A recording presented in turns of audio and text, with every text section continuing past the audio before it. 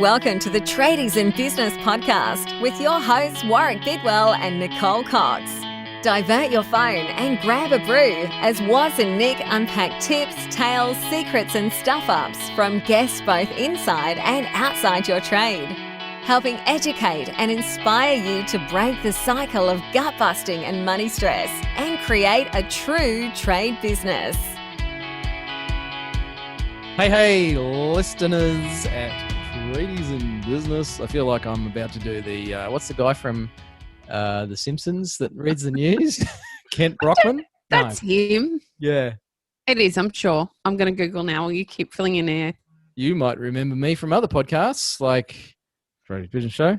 We won't talk about what this used to be called. No, come on. the show formerly known as. But we were just chatting. Coxie, welcome, Nicole. Gee, thanks, Warwick. To your podcast. Talking about your podcast before I was your co-host is a little bit like talking about your ex-girlfriend to your wife. It's just not something you do. I do that all the time. Does that explain why my wife is usually shitty with me? Yeah. No. Except that she's not. Of course she isn't, but yes, that'd be the explanation for that. Isn't that a tricky thing though? Like we all have a past and lots of us have past stories that are maybe a little colourful or perhaps a little undesirable, and yet for some of us, many of us, those things just follow us around like a cloud of flies following a turd. Or just some baggage. All that too. Yeah. I used to joke when my beautiful wife and I met almost 5 years ago now. Mm-hmm. I used to talk about my past, which has a few. There's a number of suitcases. I think I collected the whole set. You know how you go to Myer or somewhere and they have like the pack of suitcases? You get the big one, the middle-sized one, and the little one, and then there's the toiletries bag. Well, I reckon I collected the whole set.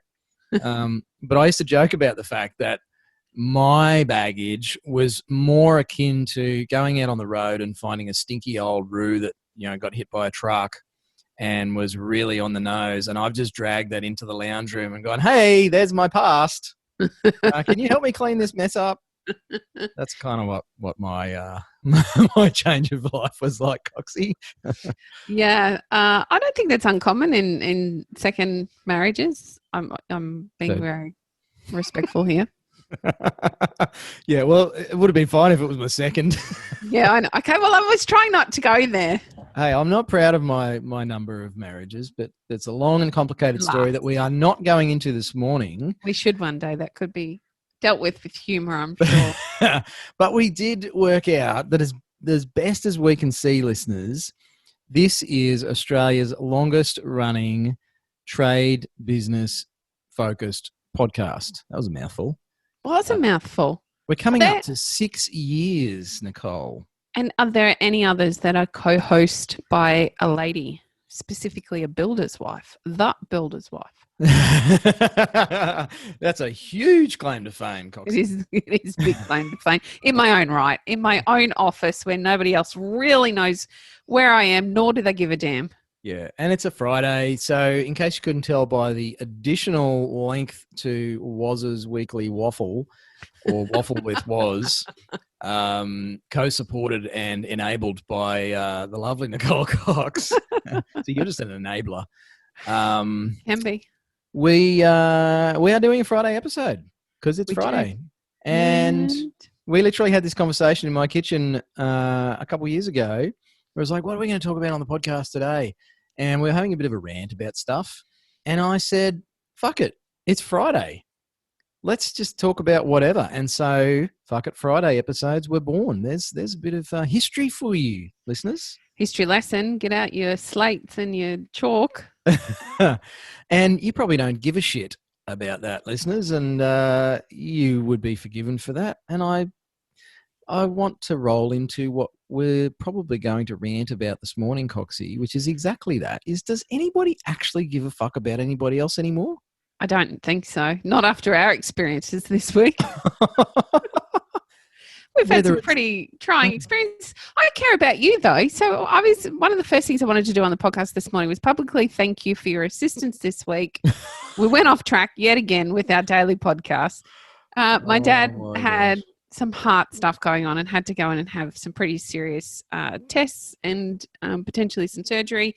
And you just jumped right in with your boots on and got to work and pushed me to the side and said, go and take some time off and sort this rubbish I out. think I actually swore at you at one point this You week did. and said, You did. fuck off and go and deal with your personal stuff. Exactly. And let me make an absolute balls up of the Facebook Live on Wednesday afternoon and do it on my personal profile instead of the group. Oh my gosh, I was ready to send Zuckerberg a handwritten letter. I think we should just the same. You know what? He wouldn't care. Yeah, because he doesn't give a shit about us. But my There you point go. is, you care about me. You cared about my dad. You stepped up and helped me. But I feel like everybody else, other than my close family, couldn't give a shit about what's going on for us at the minute. No. Couldn't care less. And I suspect there's some listeners that would care if they knew. Yeah, of course. And we don't make a habit of publicly airing our stinky laundry or roadkill in the lounge room. No. Because a lot of people do that a bit too much, I think, and it gets a bit willing over time. But thank you, Coxie. And look, you did the same for me, obviously, back in August, which seems like just yesterday and yet so long ago that my dad actually passed. And you stepped in and gave me some space. But I feel like, look, I do see examples of wonderful human nature still in 2020 and in COVID times. I had a lovely chat with the Woolworths delivery man this morning when he dropped off my groceries. He was very happy to talk to me all about the political ills here in Tasmania and why the travel voucher scheme is so flawed and the cost of living and all sorts of stuff. I mean, I think a lot of it is just people like to have a way to get shit off their liver. And I must look like the sort of guy that gives a shit because lots of people do that with me. And I think that's kind of the point, Coxie, is, I stood there for probably 10 minutes while this guy, he didn't go on a wild rant, but he obviously felt like I cared. And so he expressed a whole bunch of stuff to me. It's an interesting point that you make. However, when do you know if somebody cares and when they don't? Because I thought a couple of people cared about us this week and it turns out they didn't. I was pondering this, Coxie, and listeners, I reckon there's a really easy way to tell if someone cares about you, gives a shit, however you want to frame that, and it's by their actions, it's by their time. And I guess it kind of relates to the Woolies delivery guy. I gave him some time. And that is one of the most telltale ways to know if somebody cares or concerns themselves with you, gives a shit, is whether they're willing to take time. Because time nowadays seems to be our ultimate currency. Like, it's the thing we value the most is our time. Agreed. And to give time to somebody, I think, is such a powerful way to say, I care about you. And we feel like we've probably been let down by some people in the last couple of weeks because of we're not seeing much time given. Any? And I was actually thinking about this morning, quite early this morning, which is usually when I get up, and I know you do too, Coxie. And I was making my first coffee for the day at about 2 a.m. No, I'm only kidding. And so I'm going camping this weekend with my little girl, my soon-to-be 9-year-old daughter, and my beautiful 6th wife. No, actually, it's not that many. But there's been some shenanigans around the pick-up, drop-off scenario with my daughter and my ex-wife, which is not unusual for people. And I had a heart-to-heart with my ex-wife a little while ago, and after my dad died, it was like, you know what, I just got to go share some stuff and really just ask for a bit more care, a bit more consideration of, I don't see my daughter very often, despite moving 2,000 kilometres south to go and live half an hour away, and I still don't really get much access. And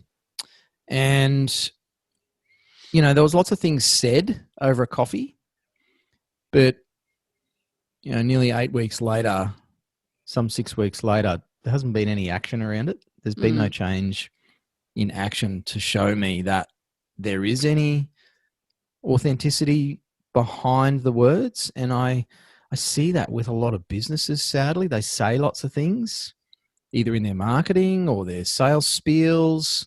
They say all the right things when they sign you up to a program or whatever. And then the actions kind of tell you what's really going on. And I guess, listeners, I want to say to you although this is a Fuck It Friday episode, and I'll probably get back on my ranty horse in a second after Coxie has a go.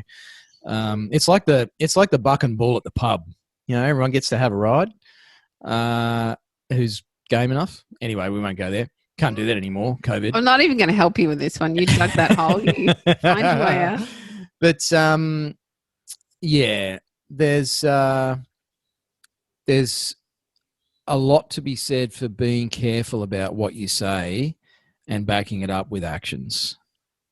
And if you're going to say all this great stuff in your marketing, if you're going to say all this stuff in the sales appointment, and we do this and we do that and we care about you in these ways and this is our intention and this is how we're going to support you, and then, hang on, listen.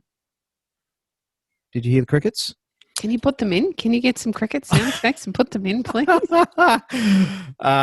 So if you heard crickets just then, you know that I found a cricket sound to edit. And if you didn't, you know that I couldn't be fucked. You didn't because I don't care about you anyway. But the actions just don't match, Coxie. And we've seen that this week. It's like, come on. You said this and now you did that.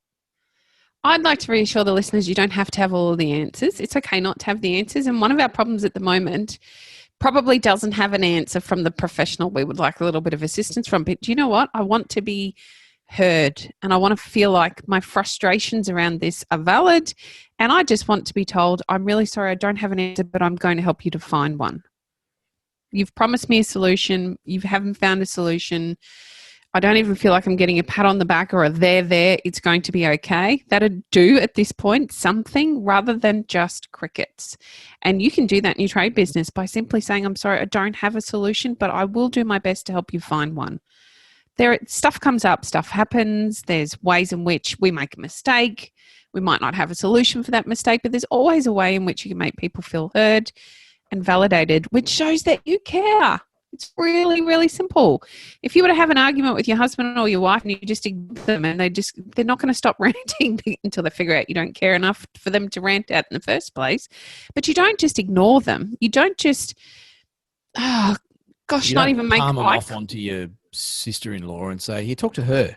Yeah, she'll sort it out. No, you don't. You take a minute to care. You take a minute to hear what they're saying. You might not agree with it. You might not have a solution for it, but you take the time to care enough to listen. And I would just like to be heard this week. And I don't feel like we're getting heard this week, Warwick. You had an interesting experience on the weekend. I wondered if you were going to make me now. talk about that or not. I thought, I'll leave it alone because it's a trade business. But I got fucked over by a trade business, and that really disappoints me because, coming up 6 years of producing this podcast, more than 450 episodes, the website, our community with nearly 2,000 tradies in it, the hours and hours and hours that you and I put in behind the scenes, and the extra time we put in with people because we really do care. And I hope if you're one of our members and premium members that you feel that from us. And if you don't, then we always want to hear from you. If you if you have some critical feedback, we care enough to receive that from you. But I had some work done to my beloved jalopy on the weekend, and it's a very minor thing. Like, I got a wheel alignment, for goodness sakes. I've had the front, for those that know car stuff, I've just had the whole front diff and axle and everything all rebuilt, brought back to spec. This thing is a resto project. And I took it for a $65 wheel alignment after the work to a different mechanic, to a big chain store mechanic, which I almost never do. And sure enough, I got fucked over. The job was shithouse. It wasn't done in the time frame they said. And not only that, but they've broken my bloody key fob, which is going to cost me money to replace. And the time of me stuffing around, ordering a new fob, reprogramming that to the immobilizer alarm system. And I sound like a whinging old bastard. And it grinds my gears, Coxie, because that same business will probably lament the tough conditions out there in the marketplace and how fickle customers are. And they would be the same business that'll bitch and moan about a 2-star review, which I did not do, by the way. And I won't be giving them a 1-star review. Now, the service manager did what he could, and I really respected him because it wasn't his fault. He offered to do it at no charge, and I declined, and I said just halve the bill to cover the cost of a new fob.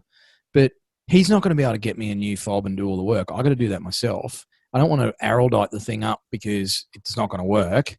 It's a key fob. You can't araldite the damn things. And it disappoints me because it's really going to affect that business. I'm never going back there. And we have 2 cars. And my wife's car needs work done and tyres. You know, it's $2,000 every time I put a set of tyres on my 4-wheel drive because I'm an enthusiast. And they won't be getting my business next time. So what would have made you happy? Oh, you know what? What would have made me happy is if I got a phone call the next day or on the Monday, because this was a Saturday morning, and they were busy, and that's cool. I get it. But if the franchise owner, the franchisee, right, had just picked up the telephone and said, "Hey, Warwick, look, Bob, the service manager, told me what happened on Saturday morning. Mate, I just wanted to ring and personally apologise. I know we can't do the work with the fob and everything else, but, mate, next wheel alignment is on us. Do you have another car? Like, just we want to make it good. Can I help you with the replacement of the fob or anything else?" And I would have felt like he gave a shit, Coxie. Yes. Yeah. But I actually drove away thinking, apart from the service manager who did his best, I felt like that business as an inanimate thing doesn't give a fuck about me and my money.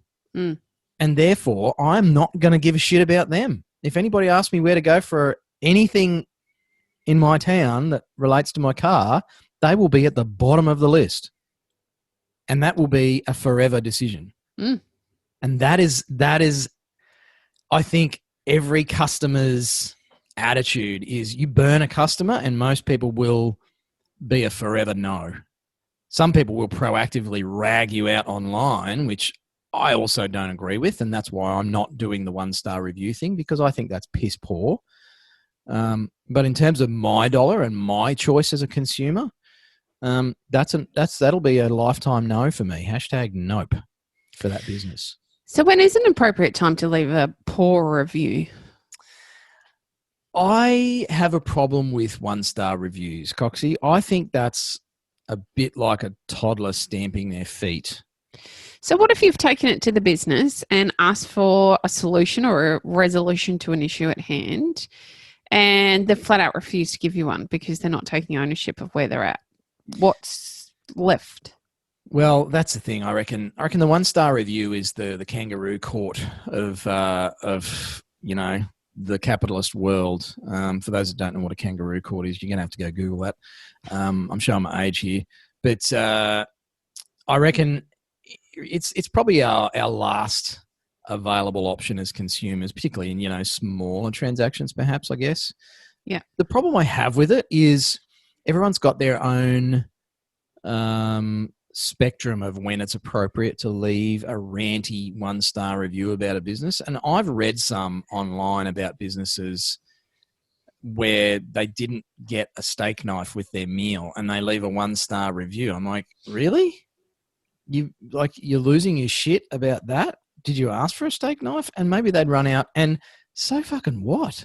Like, is that the biggest thing? And look, there could be people out there doing the same about me with my key fob, Coxie. I don't care so much about the key fob. It's $20. He knocked that off the bill for me, which is, we agreed on the spot. I said, "Hey mate, just knock $20 off. I can order another fob and I'll sort it out myself. You guys will fuck it up anyway. So I'll just do it myself."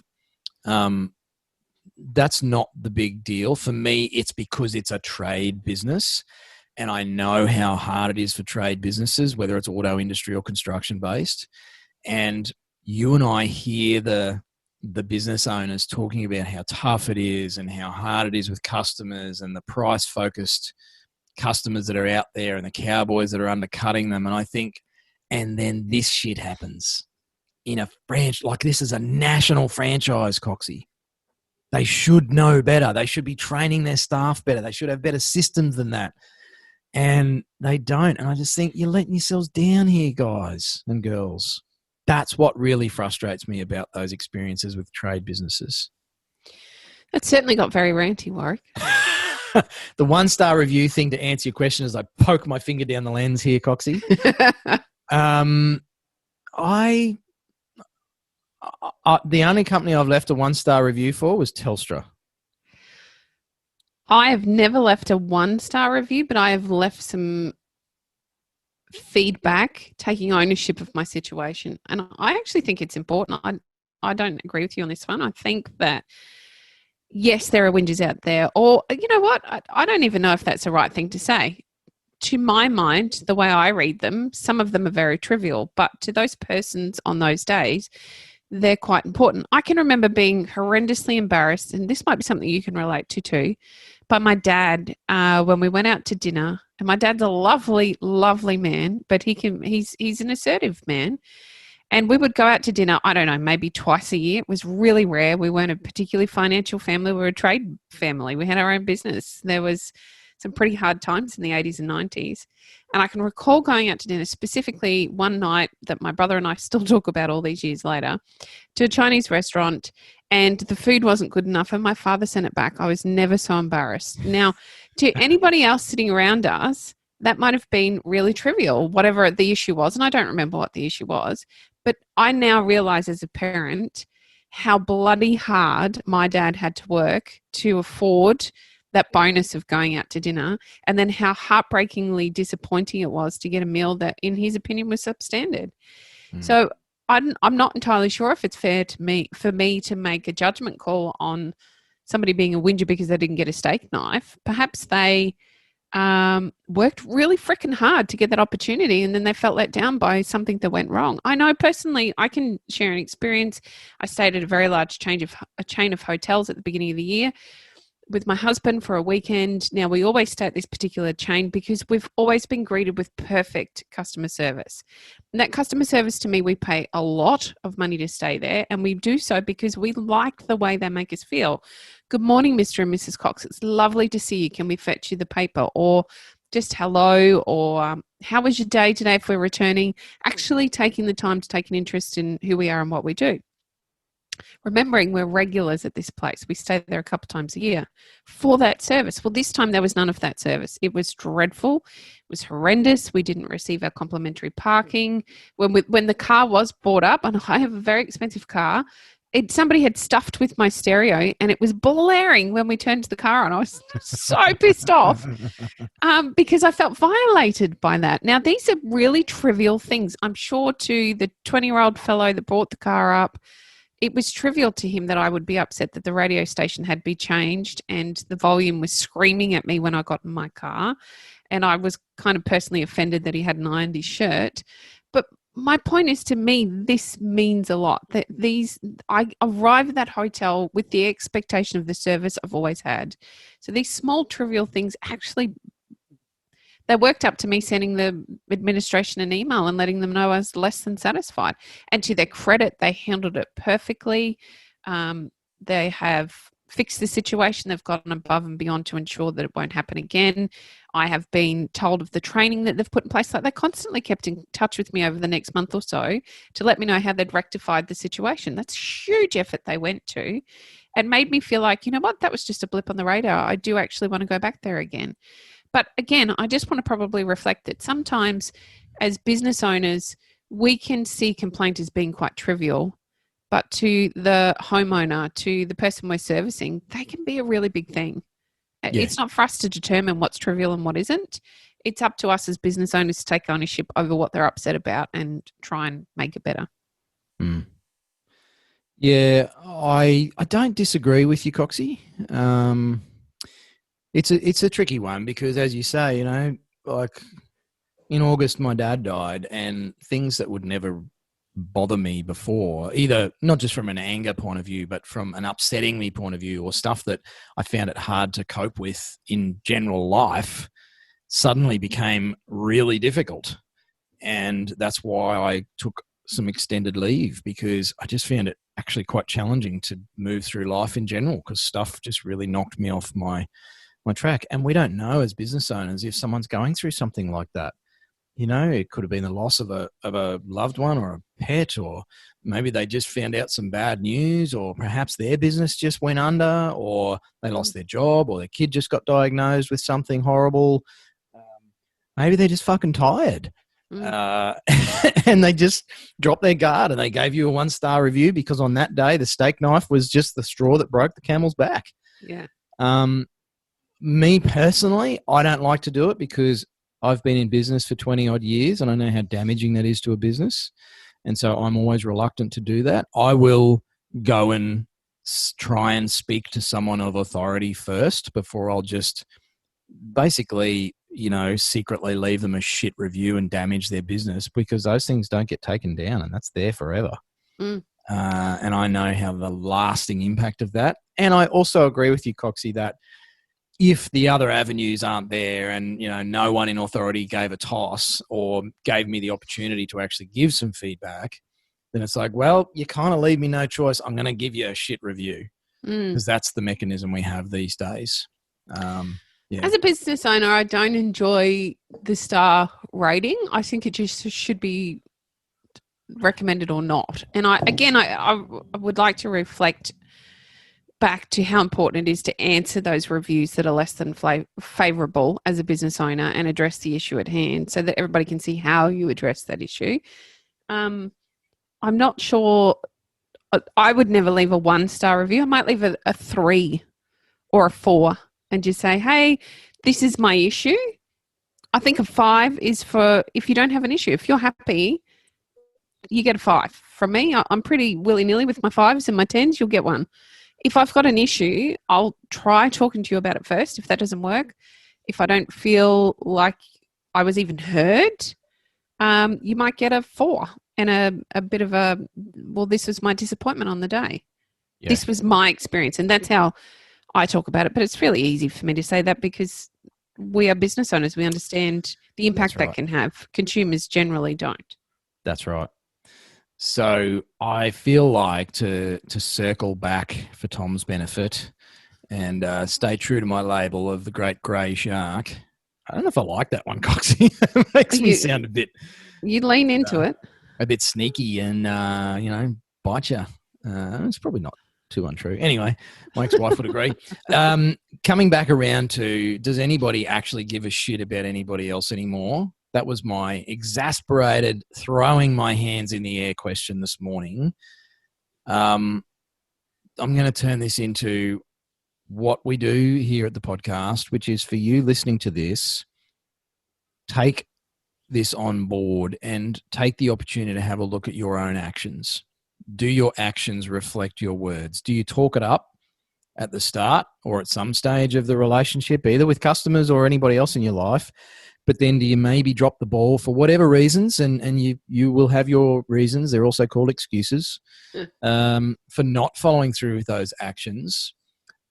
Just be mindful of how damaging that can be to the relationship and how it can expose you to 1-star reviews or slagging on social media, or, you see community groups and stuff. It's like, oh, can anybody recommend someone to do something at my house? And you'll inevitably see all the tags. It's like, oh, this guy was pretty good. I used him last week. And someone will hop on that comment who's had a bad experience with, Bob the Builder and go, Bob the Builder, don't use that guy. He's a fucking shark. And I'm like, oh, Bob, what did you do to get someone that pissed that they're publicly attacking you and just cost you some business, buddy? And everyone who sees that post is now like, oh, there's doubt in their mind. That's all it takes. There's just a bit of doubt in their mind, and now you've got to bust your ass and probably complain about how marketing doesn't work and how customers are really fickle. And I'm like, have you looked in the mirror lately, Bob? Maybe it's you. I'm just going to go find a mirror, Coxie, because as I said that, I thought maybe I need to look in the mirror. Maybe they broke my key because I was an asshole. Maybe they did break your key because you're an asshole. Maybe the mechanics just had a bad experience with someone who drives a four-wheel drive like mine, and he made a judgment and stereotype thing and went, oh yeah, another one of these blokes. Doesn't matter. That leads into another podcast. So, are we wrapping this one up, Coxie? I think so. I think we should put a bow on it. I think you've really vented. I'm sure you're feeling better. If you're not, too bad, so sad. I don't care enough to be bothered to listen anymore. You're sick of listening to my shit. Oh, yeah, well, maybe a little bit. Well, I want to say thank you to our listeners for tuning in and continuing to support the podcast. We are coming up to 6 years on the airwaves. We should have a birthday party. Yes, we missed the 5th one. Yes. So we'll celebrate the 6th. It's a better number anyway. I like even numbers. So we really do appreciate you listening. Something we appreciate even more is when you do actually engage in conversation with us. Even though this is a one-way broadcast medium, we love, with a capital L, actually we love hearing from our podcast listeners. No, we don't. Can you get some Barry White music now and throw it in this part of the podcast? You can love your pet, but don't love your pet. Please don't love your pet.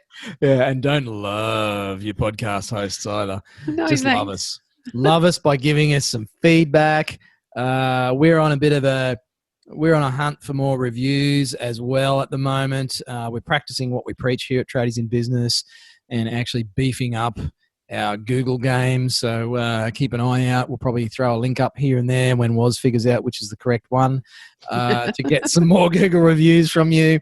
And you can still go and leave us a review on iTunes for the podcast. If you are an avid podcast listener and you happen to be on the iTunes platform, drop us a review. We love 5 stars, but you know what? We read them. We keep an eye on them. And if we get a crap one, then we'll take the feedback on board and, we'll get rid of the great grey shark if we have to. Dun it. We're going to need a bigger boat. It. Probably said it in an American accent as Roy Schneider instead of was. So thanks heaps for tuning in on a Friday. Hopefully you're having a cracker. I'm going to drink a shitload more coffee and go hit the campground for a few days with my little family. And we'll be back next week with some more eps. Hooroo. Hooroo. You've been listening to the Tradies in Business podcast with Warwick Bidwell and Nicole Cox. Find out more about today's guest, tools for your trade business and other cool stuff at tradiesinbusiness.com.au.